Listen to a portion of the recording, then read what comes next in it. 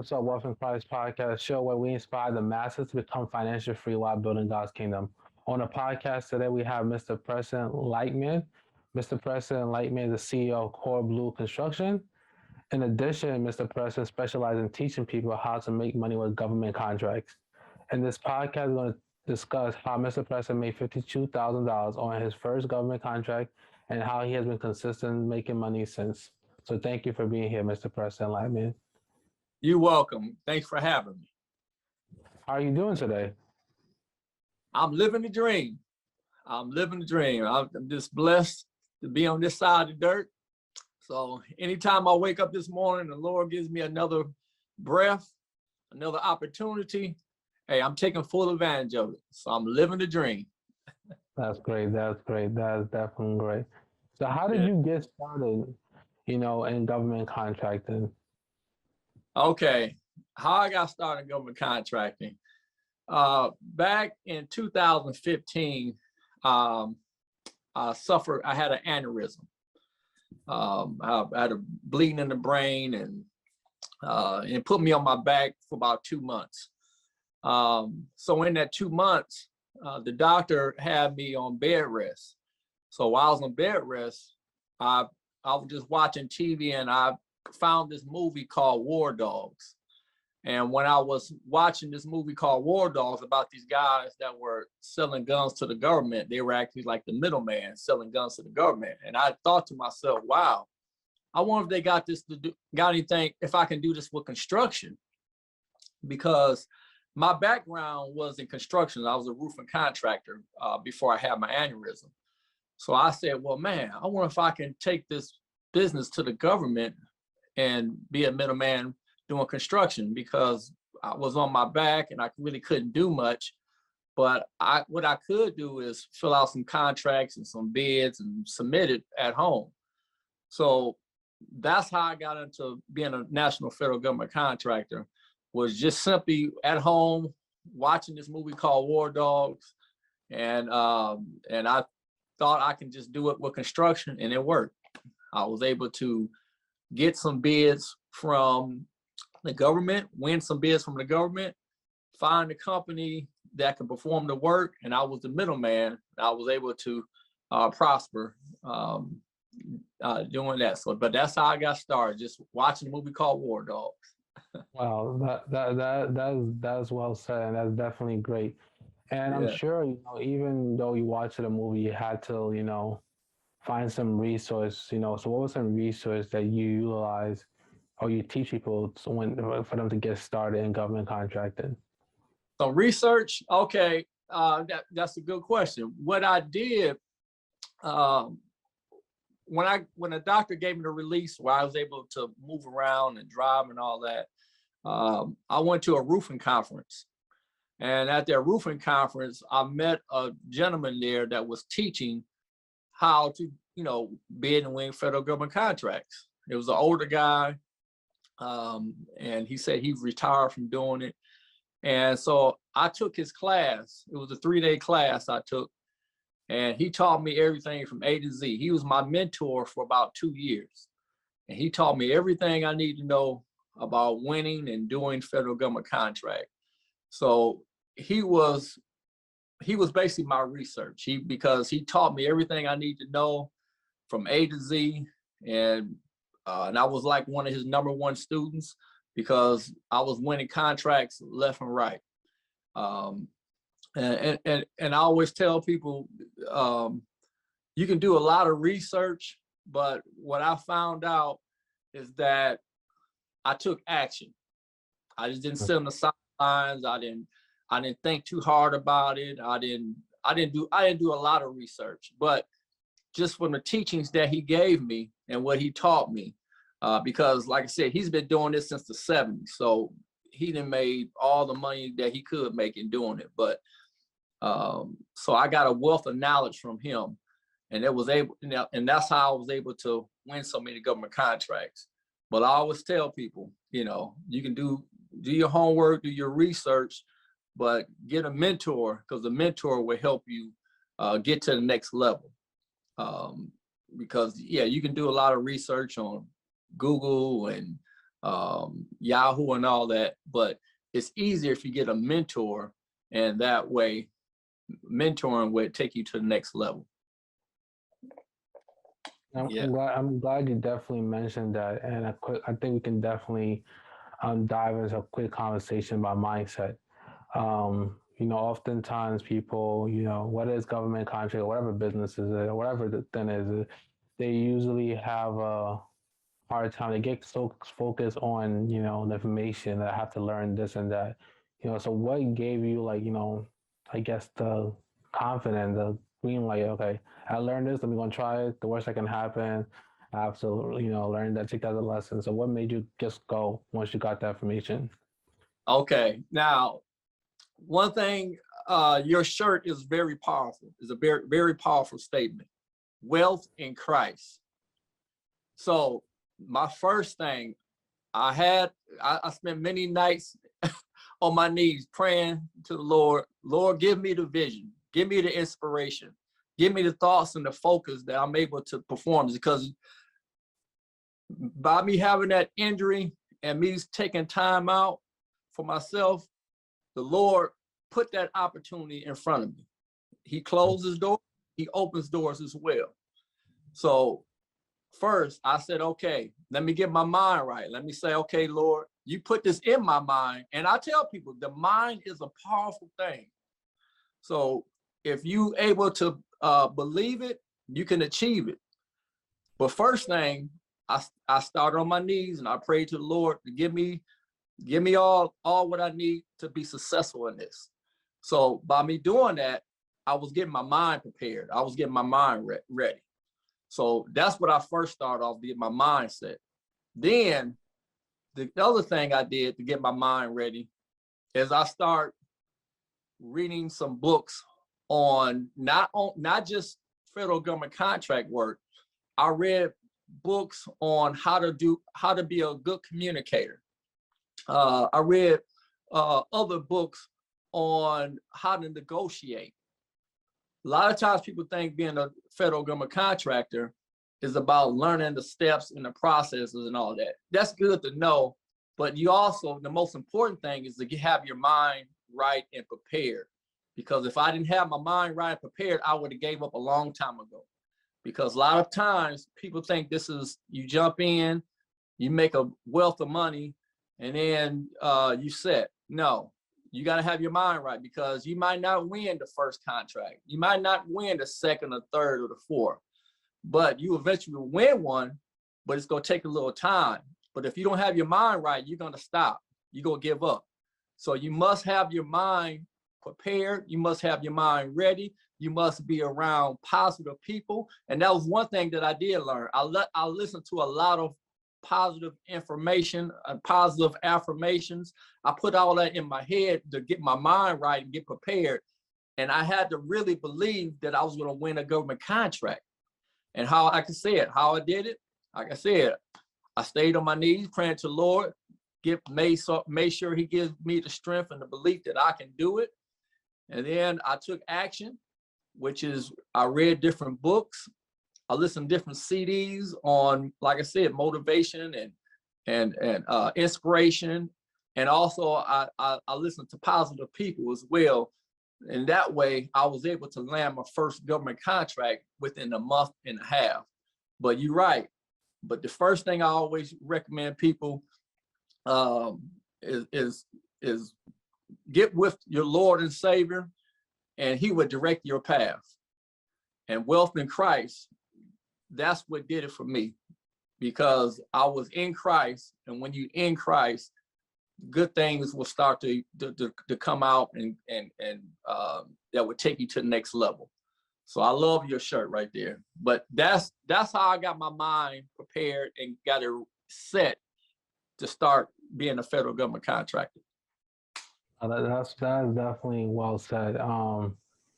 That's definitely well said. I guess to add on to that, you said it took you a month to land your first government contract. What were some steps, besides getting your mindset ready, besides getting mentors that you were doing?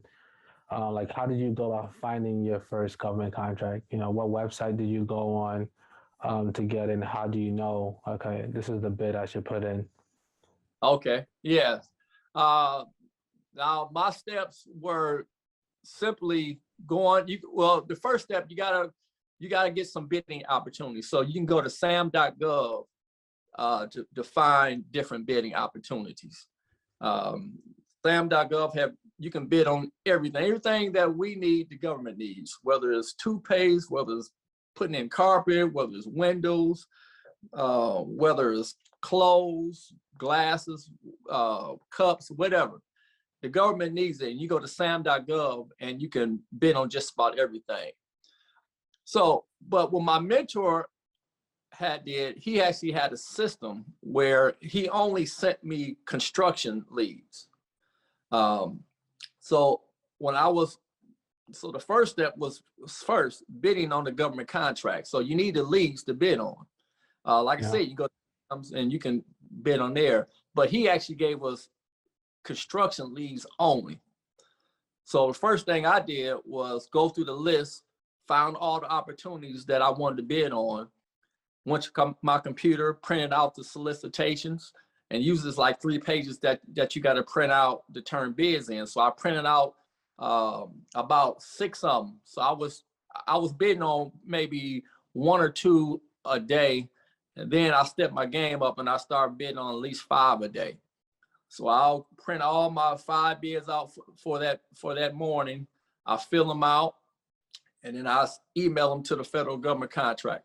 I email them to the CEO, the contracting officer. So I'll send them to the contracting officer, and I just simply wait for a reply. Now, some people who bid federal government contractors, what they do, they'll get the solicitation and they'll look on there. And when I say solicitation, it's basically a document where they tell you what they want. What does the government want, what materials they want, where the job is located, so forth. So that's basically what's in the solicitation.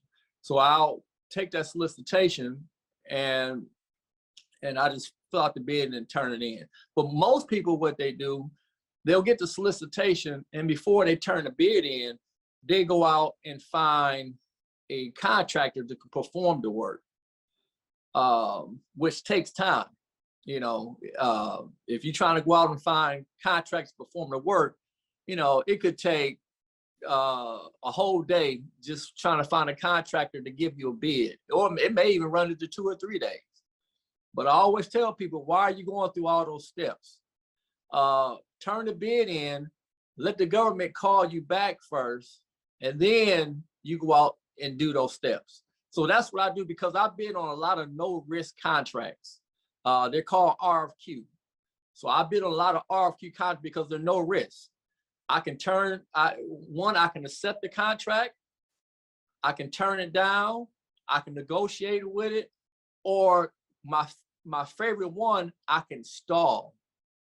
So I bid on the government contract, I turn it in, the government calls me back, hey, Preston, we want you to do the job. Hold on, government. Can you give me at least 48 hours? And I'll call you back to let you know that if I'm accept this contract or not. You caught me at a bad time. No problem, Preston. We give you 48 hours. Hang up. Now I go ahead and call the subcontractors for them to give me a price to make sure that I have a good spread. So if I bid at 200,000 on the contract, and if I find a contractor that can do it for 100, that's a good enough spread for me. I can make some money that way. Now, if I bid 200,000 and then the contractor called me back and say I can do it for 190, that's not enough spread. And if I find another contractor that say the same thing, I'm like, that's not enough money. I'll call the government back. I'm sorry, I'm not going to accept this contract. Or 200,000 and a guy say 100, call the government back. I'll accept this contract. That's $100,000. And all the contracts that I bid on, if I'm not making more than 50,000 in profit, I do not accept it. So, but that's the steps that I take. I just simply go on go on my lead database, and I bid at least 5 contracts a day, and I'll wait for the government to call me back. If they call me back, then I'll go ahead and pursue looking for my sub to give me a price to make sure I will be able to make some money with this government contract.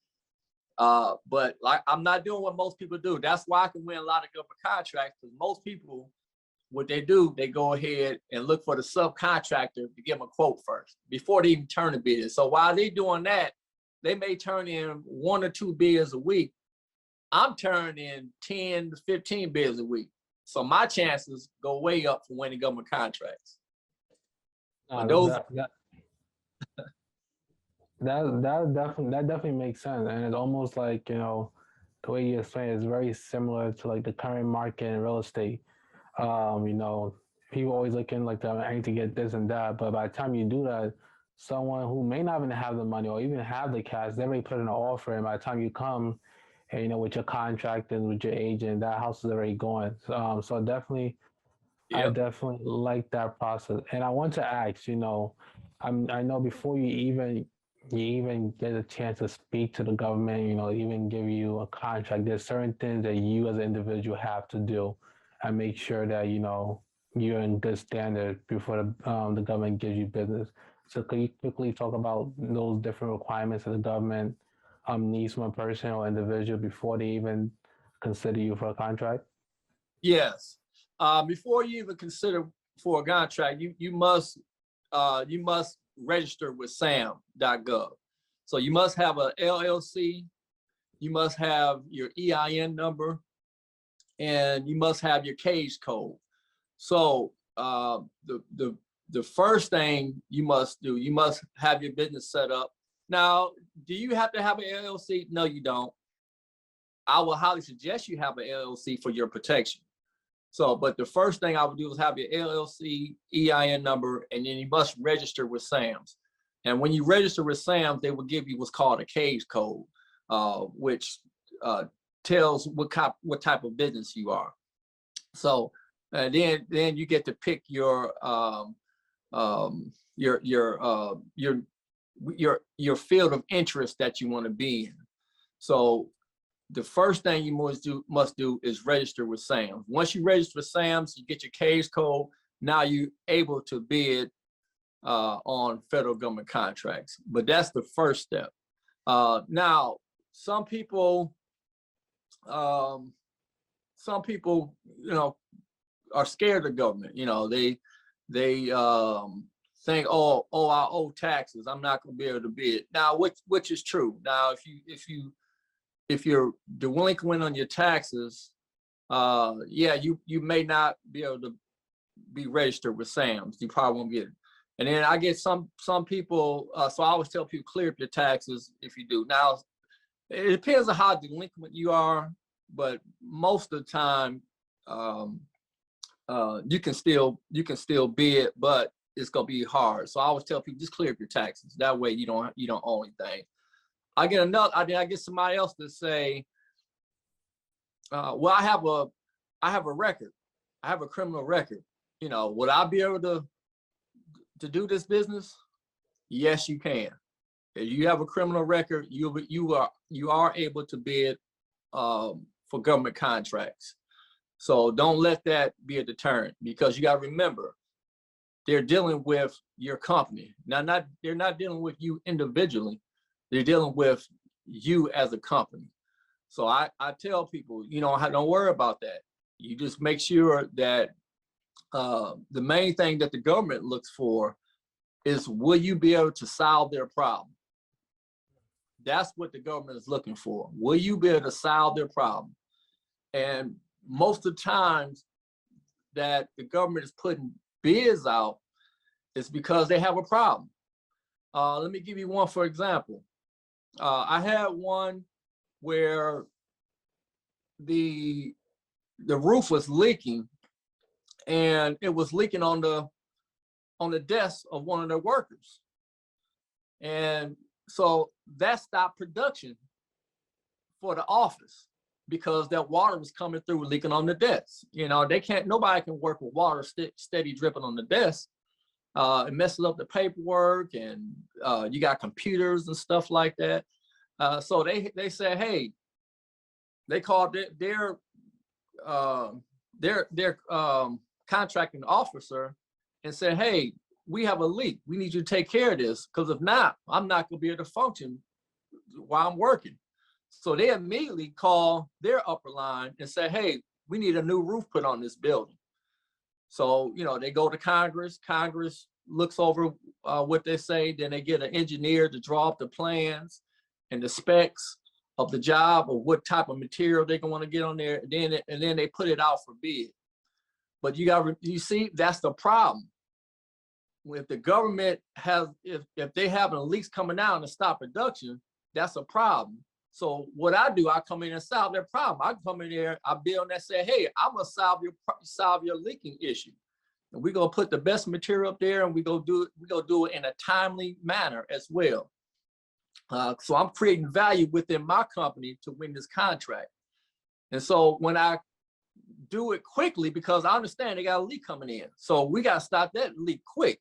It's not like I'm painting a building, that's just like a beauty thing, but this is a leak which is stopping production. So I go in there with my value, and I say, look, I'm gonna complete this project in a timely manner. Not only that, I'm gonna put a tarpaulin here to stop it temporarily from leaking. So I'm giving them value. So when I win that government contract and I perform the work, now the government gets their people back in their office, and they're working. So I always tell people, what you're really doing, you're solving a problem.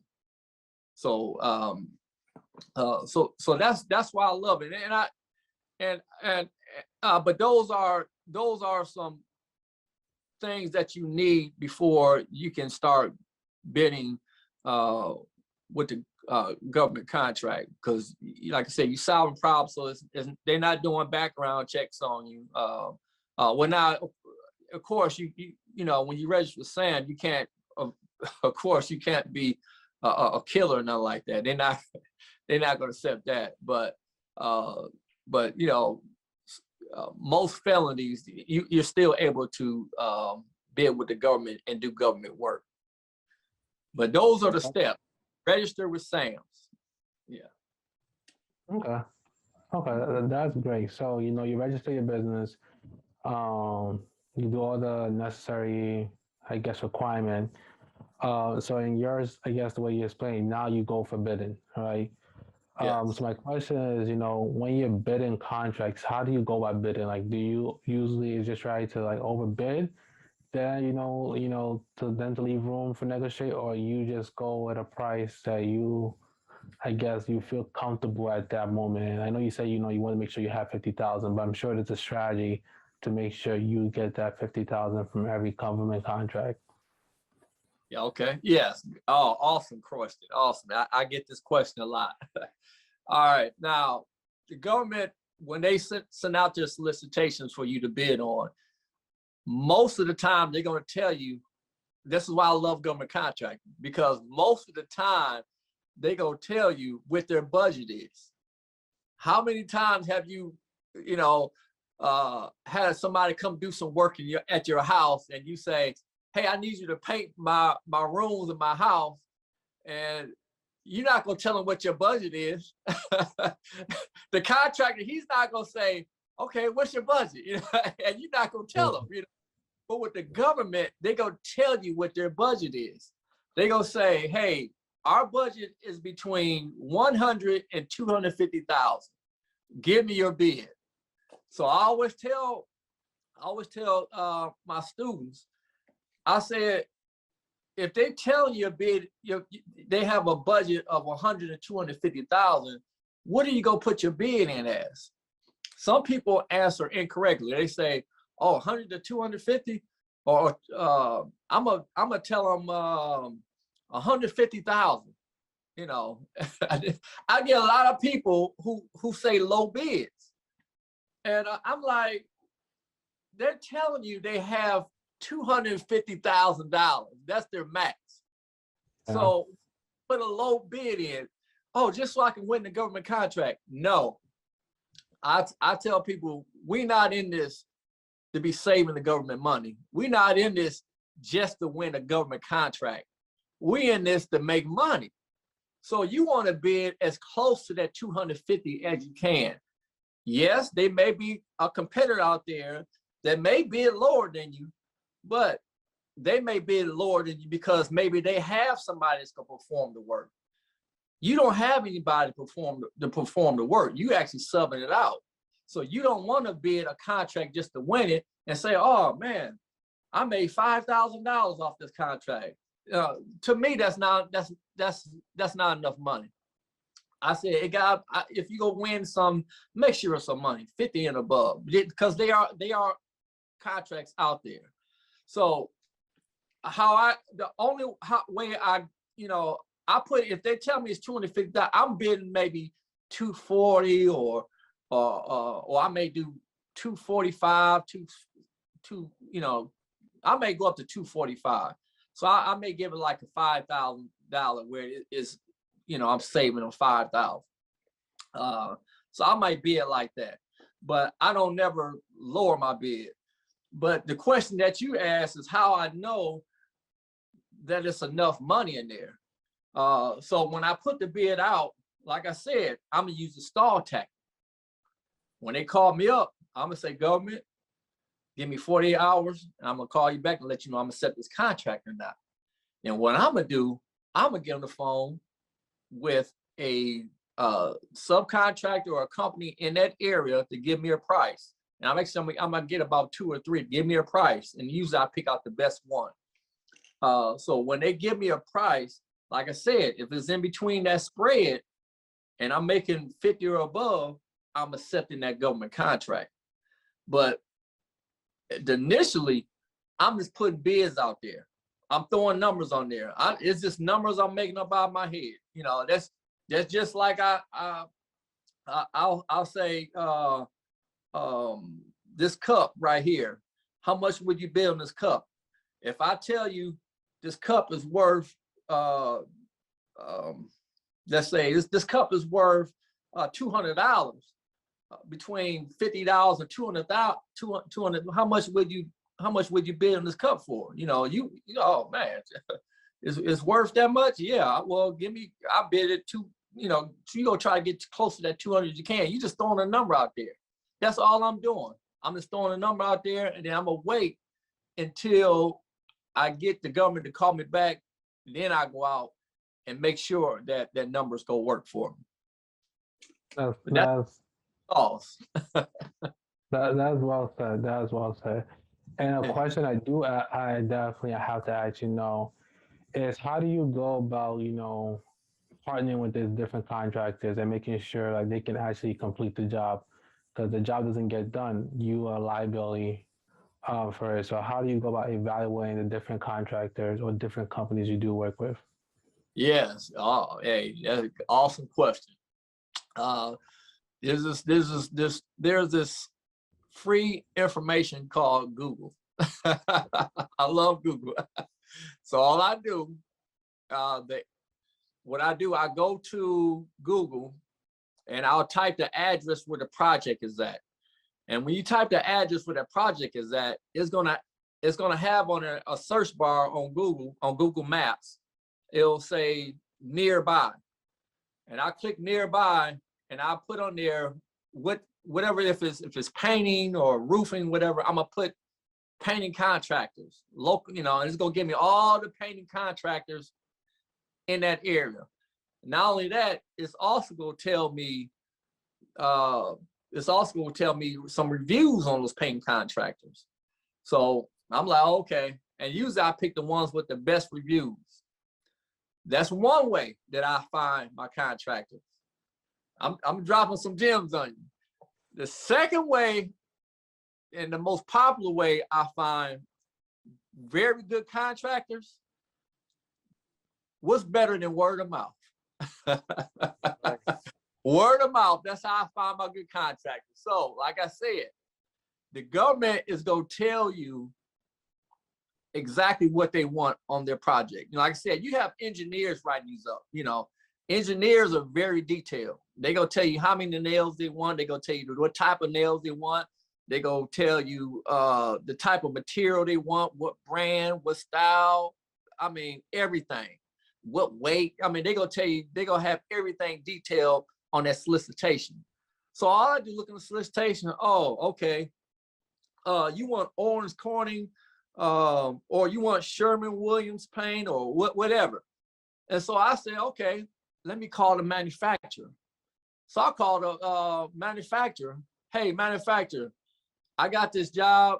I need your best contractor who puts this stuff on. They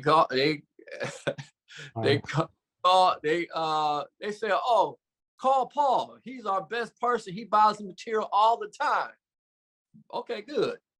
Paul, I just got referred to you. They said you the #1 guy that can do this job. And I mean, you need to pay this guy because he referred you, he pumped you up.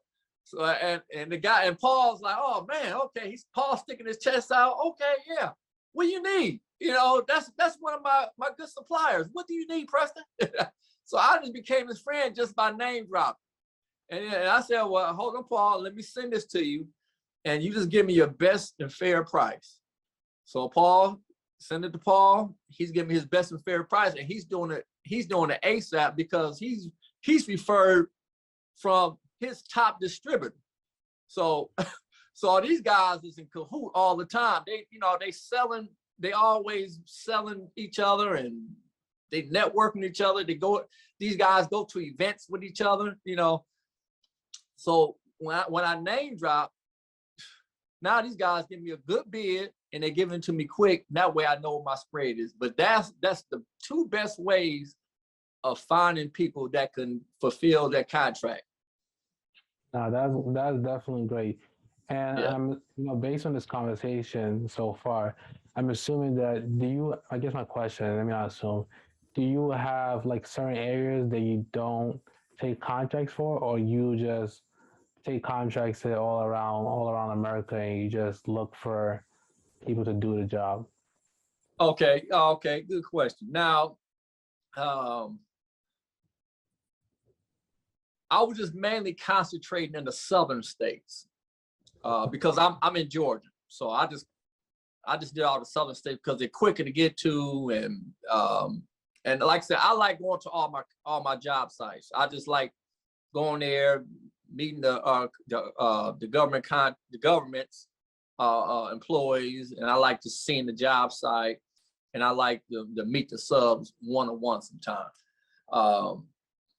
So I just do the southern states because they're quick to get to. Now, the reason why I only did the southern states is because my daughters at the time, they were in high school, and I always like to be close to home with my daughters. So now that they graduate, they're in college now. So now I'm starting to look at contracts like on the West Coast, like Midwest to the West Coast. But at first I stayed away from West Coast bids because if I got to fly to Vegas for a contract, that's a long trip to get there on plane. Or if I had to travel to California, that's a long trip. So I just mainly bid on contracts in the southern states, the southern area, all the way up to East Coast. I'll go up to Virginia and places like that, New Jersey, New York. I go places like that. So those are all the contracts that I've been winning is in the southern states. And then the other thing too is my bonding, because I didn't do the bonding where I can win government contracts in the West Coast because I was new at it. So my bonding only covers the southern states anyway, is the southern states. So now that I did perform contracts and stuff, now I can get approved for the West Coast now because they seen that I'm able to do the work and able to pay my bills on time, pay my subs on time. And so now my bonding can increase for my company now. And can you elaborate what is bonding for those who may not understand? Yes, a bond is for them uh, uh, to make sure that you do the work. Because if I don't perform the work, the government can call my bond, and then the bond will cover anything that I messed up on or any delays. Because if they get rid of me, then they'll have to put the solicitation out, and that takes time and money, and they'll go after my bond they'll get reimbursed from my bonding company. They won't have to get reimbursed from me if I walk away from the job. So the bonding is to make sure that me as a government contractor is going to perform the job correctly and not just walk away from the job. Like and almost a sense like insurance, basically, that if you don't do it, that the government will still get their money. That's correct. They'll get their money. Yep. Yep. Okay. So, All right. So I'm walking through this whole process. You get your whole, you meet the standards of the government. You then start bidding. You win a bid. You find a contractor. Now the next thing, I want to ask is that, once you have the contractor, you won the bidding, how do you go about managing? I know you say you stay around the southern state, but I'm sure, you have to be mindful, like how long each project's going to take, how often you're going to have to be out there. So how do you go about managing that? oh man, awesome question, man. You must have done this work before. Awesome question. Now that's and to go back, I just thought about something. It's called a performance bond. Just if anybody's listening to this, it's called a performance bond. That's what I got. So it's basically you like I said, they want to make sure you perform the job that you signed, that you won a contract for. So it's called a performance bond. Now the question about how do I manage these projects, because 2020 alone during the pandemic, I won a bunch of them, while everybody's sitting at home and, saying, what this virus is going to do, everything shut down. I still was winning government contracts. I still was traveling. There's a lot of time I was on an airplane by myself. I mean, literally in the airport on the airplane by myself because nobody was going anywhere. But one thing I always tell people, the government don't shut down. Just because there's a pandemic, the government still works. They don't shut down. If they still have problems, they still want these problems fixed. So this is what you call recession-proof business. But now how I was able to perform all those government contracts, I always hire a foreman. I hire a foreman in that local area. And most of the times, these guys are retired and they're just looking for some extra work to do. So I find a foreman that all they do is sit on a job site. And I usually look for somebody that has a little construction knowledge. They don't have to have much, but as long as they have a little basic understanding of construction, I'm hiring you. So I hire these foremen. All they do is sit on a job site. They my eyes and ears. They take pictures. They take notes. They tell me when the contractor comes in, when the contractor leaves. So they update me if the government comes out asking questions. They'll be able to answer it for them, or they'll refer them to me. So they my eyes and ears on this project from start to finish. So they give me reports daily. They give me daily reports. They'll email me pictures and they'll email me a daily report. So I look over it. So if the case the government calls me, I'm able to look on the report, and I'll be able to answer the question. Or if they have a question about something, I have pictures for my foreman, and I'm able to answer the government what's going on. So, but hiring a foreman that works for my company, because you have to have a percentage sometimes people say, oh, I'm just going to sub out everything. No, sometimes the government is going to say, no, your company has to have some percentage of work you have to do as well. So the foreman, that's part of my percentage that's going to be on site. So, yeah. That's smart. That is very smart. To definitely have someone down there who can watch, send you pictures, keep you updated, and keep an eye on the contractors. I'm sure, even though you have won so many contracts, you have also lost contracts. So I want to quickly talk about, like, how you deal with losing contracts or losing bids, and just still staying, basically positive, still staying faithful to this process that you can get the next one. Yeah. Okay. All right. Yeah. There's plenty of contracts that I lost. Plenty. And so that's why I tell people, when you bid contracts, bid to win some money. Because if the other contractor that won, it was like 90,000. It was like 92,000 in my pocket. That's in my pocket. So I'm able to sustain myself until I win another contract.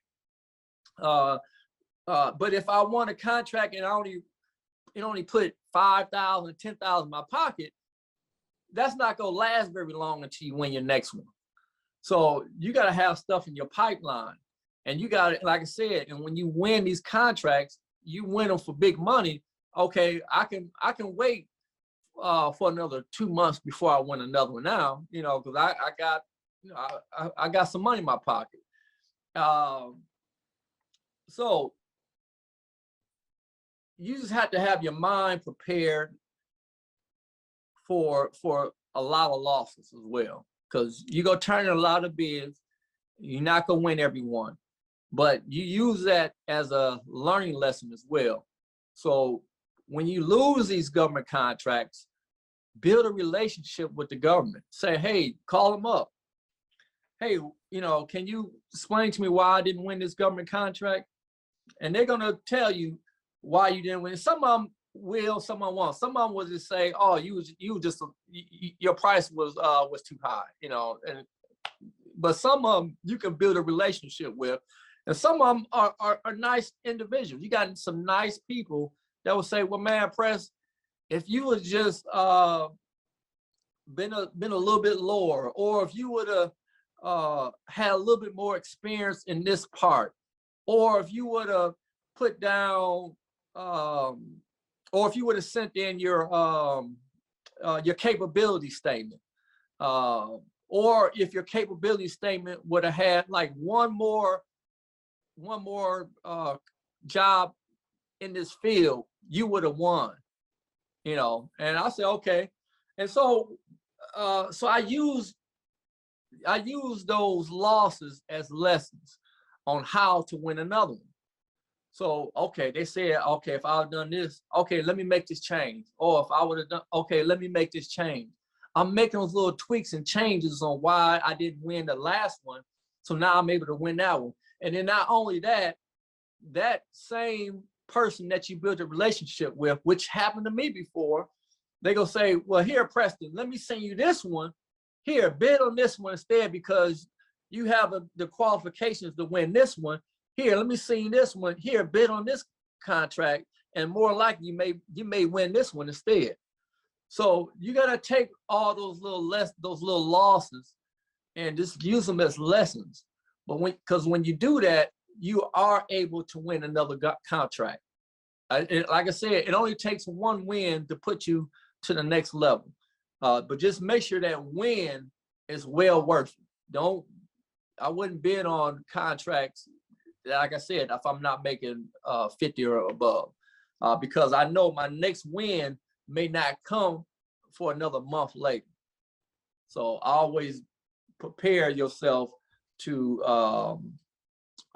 just to take L's. But it's just part of the learning lesson. But you just have to find ways to capitalize on that. And like I said, one way is calling the government and asking them, hey, why I didn't win?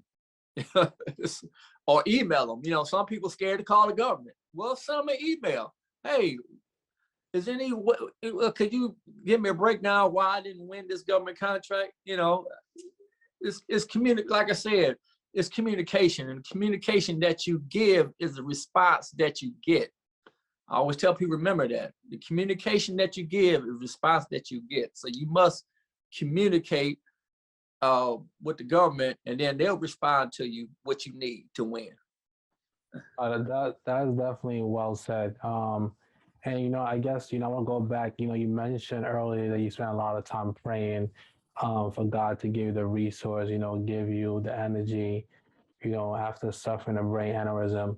So it leads me to, like, you know, how has, like, your faith, like, you know, what, you know, how do you consistently stay grounded in God, you know, through the process, whether you wait in 2 or 3 months, you know, when you do get different business you lose, like, if you can elaborate on that.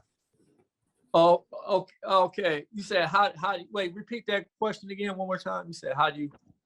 So I said, how do you continue to stay grounded, you know, through the process? You know, you talk about like how you lose a lot of contracts. It may take 2 or 3 months before you actually win another contract. And, you know, you may have won big, you know, as human beings, we always want to get better. We always want to be on the winning side, but life is not always a straight, you know, straight path. So I'm saying, how do you stay grounded in your faith and not get distracted and still Yeah. continue to trust God? Awesome, man. Awesome. And just like I said, when I had my aneurysm, it was almost, I was able to take time to spend more time in the Word. And when you spend more time in the Word, it lets you know what is very important in life. You know, yes, I'm making a comfortable living. Yes, that's fine. But at the same time, what really keeps me grounded is helping somebody else along the journey, along this path of life. And so I'm able to inspire people, whether if they want to get into government contracting, whether they want to, like you were saying earlier, get into real estate, whether they want to do Turo, Airbnb, whatever their life desire is on this earth. If I can help them along that pathway by encouraging word, or you know, some people I even gave funds to some people because they needed this to start their business. Whatever it is along their path and journey in life, if I can make it easier for them, that's what keeps me grounded.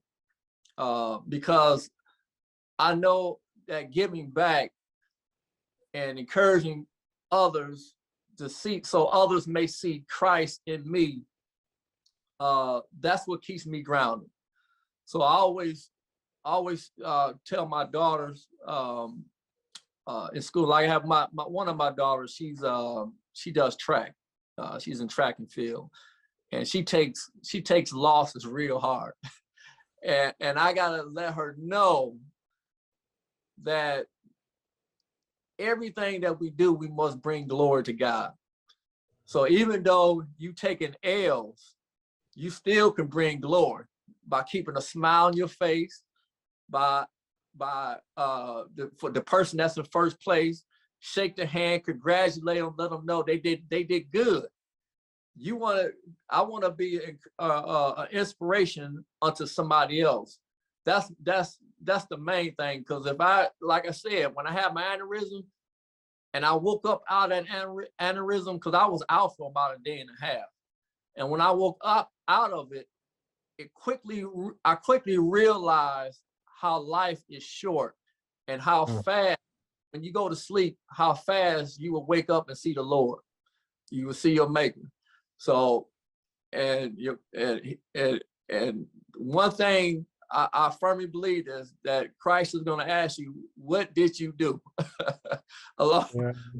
along through your years of living on this earth? And one thing I want to say is that, you know, I was able to give back, to help somebody along the path. And so I just, that's what keeps me grounded, is I'm able to, like I said, help people along the journey in life, because this is very important because everybody has a bad day. A lot of people have hard times, especially during this pandemic and there's wars and stuff going on. It's a lot going on. People losing jobs, people, losing family members. People are dying left and right now. And so if I can be an inspiration unto others, to help somebody along the way, and like I said, every morning that I'm always reading the word every morning before I start to do anything. I'm a firm believer in that, because that's what gives me strength to make it day by day. But that's what keeps me grounded. And that's well said, and that's well said. You're right. Whatever we do here on this earth, one day we're gonna have to report it back to our Maker, and let him know, what we did with the talent, what we did with the resources that he gave us. And being that said, you have a program. I think you have a master class where you teach people about government contracting. So how can people get involved in that? And you can just elaborate a little bit more about the government contract and what people can expect in it. Okay, awesome. Yes, if someone's able to, I do have my course. It's actually going to be released this weekend. I just finished my course. It's going to be released. I did pre-sale, so I have 6 people who already purchased my course, and that one person already won a government contract. Already won one. They wanted, I forgot which one they won, but they won one. I'm excited about it. So, but if they want to purchase my course, I still had the pre-sale.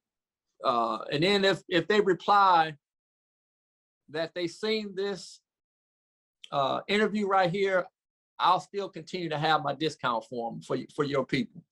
Thank you. But if they want, they can send me a text, 404-720-3111.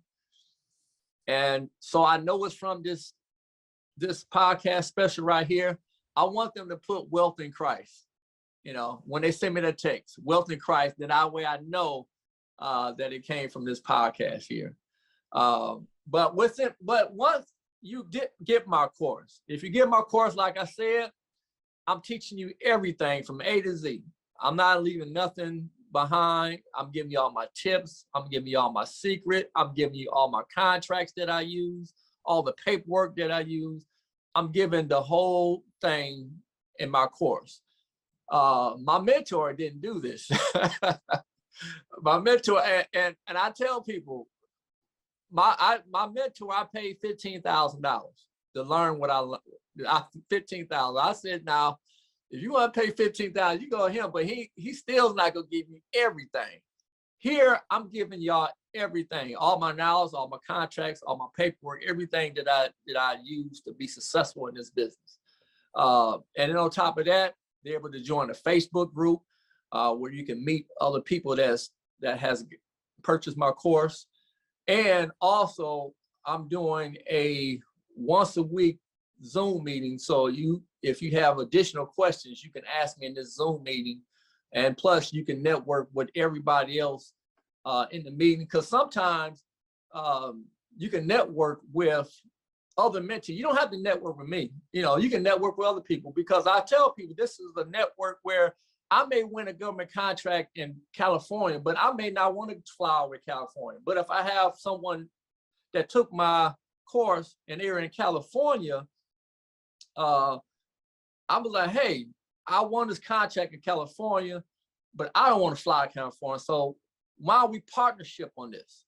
It's called collaboration. And I tell people collaboration changes situations.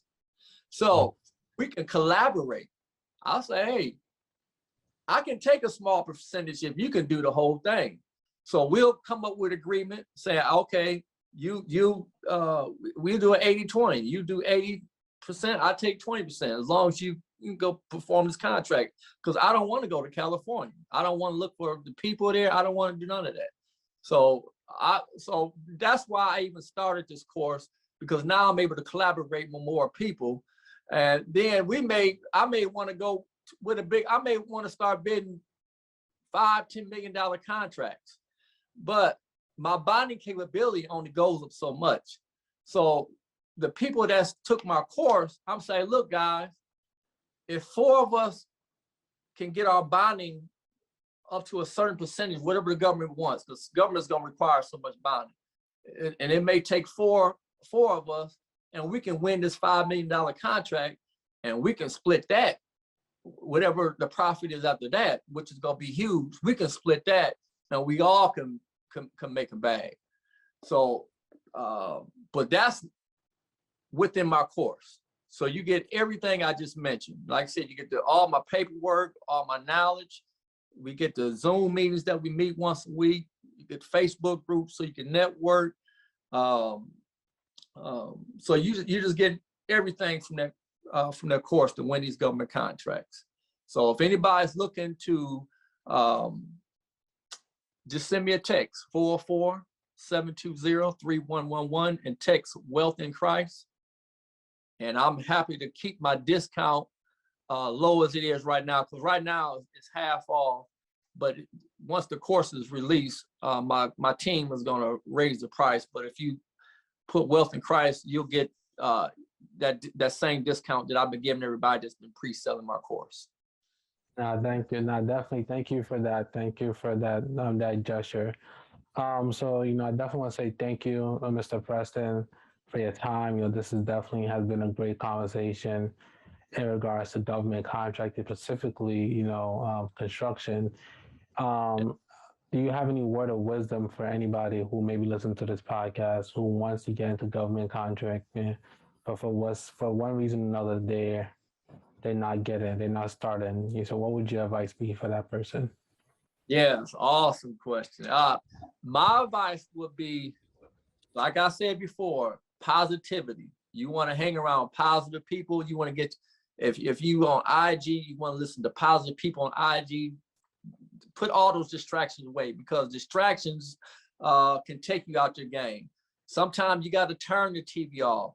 Sometimes you got to, if you have a spouse, you're married with kids, sometimes you got to say, hey guys, give me at least 2 hours. Let me work on this business. Sometimes you got to put the phone down. You got to stay off Facebook. You got to stay off Instagram. You got to stay off these social media sites. You got to get rid of these distractions, because distractions are taking us away from our dreams and our goals. So that's the first thing, is to get your mindset right. When you get your mindset right, and then you write a blueprint, or you write a goal sheet. This is my goal for 2 months. This is my goal for 1 year. You write down those goals, and you post those goals everywhere in your house, in your bathroom. I got my goals sitting on my pool table. I put them on my next to my computer, and I read those goals every day, because what your mind takes in, it's going to go after those goals. It's going to continue to go after those goals until you reach them. And sometimes you may not reach your top goal, but you will come close. I guarantee you that. So I'm going to leave y'all with this. First thing, write down your goals.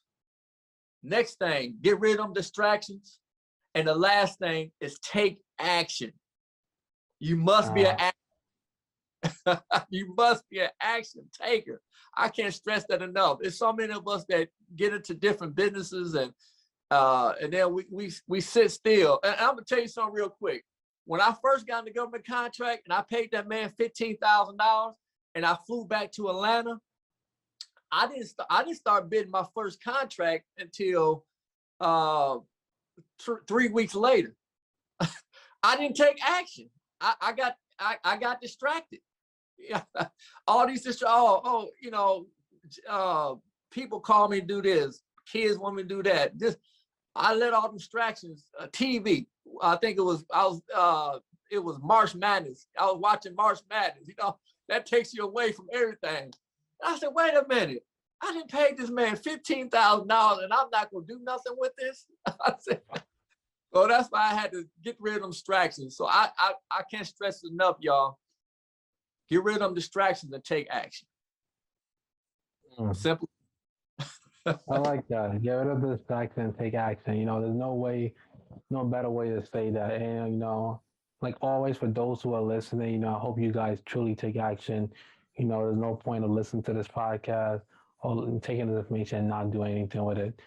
And you guys like already know, you guys may not know, I have a free study guide which show you how you can get started in the stock market, completely for free. You can get it on my website, wealthandpricebrand.com.